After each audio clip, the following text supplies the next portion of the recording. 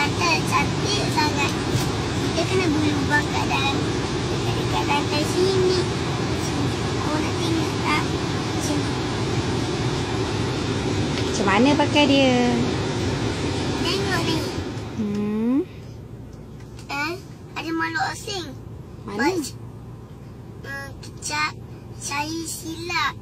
Hai, nama saya Aina Amanda. Saya sekolah. Saya sekolah A, sekolah B. Saya sekolah A.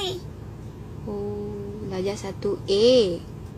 Mama, Adik tak nak sekolah B. Kenapa? Adik nak sekolah A. Kenapa? Adik memang suka sekolah A.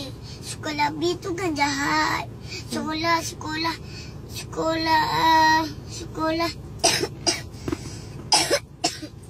Batuk. Kenapa? Sekolah A tu sangat baik. Oh ya, adik duduk kelas A ke? Kawan adik baik tak? Baik. Mereka kata kat adik tak? Kata. Lepas tu adik cakap apa? Adik kata, hoi, awak pun memang bodoh. Mana boleh macam tu? Habis tu adik nak kata apa? Mereka kata apa kat adik? Kata, tengok tu kawan tu tak ada budak lah.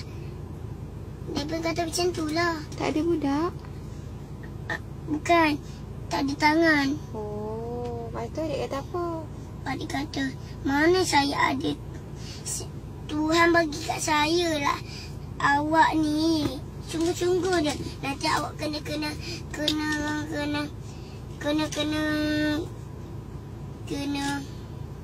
awak kena tak ada tangan nanti. Baru tahu. Oh, dia tu cakap. Lepas tu adik tak cakap apa lah. Lepas tu dia cakap apa lagi? Awak nanti awak pun tak ada tangan. Tuhan bagi kat awak.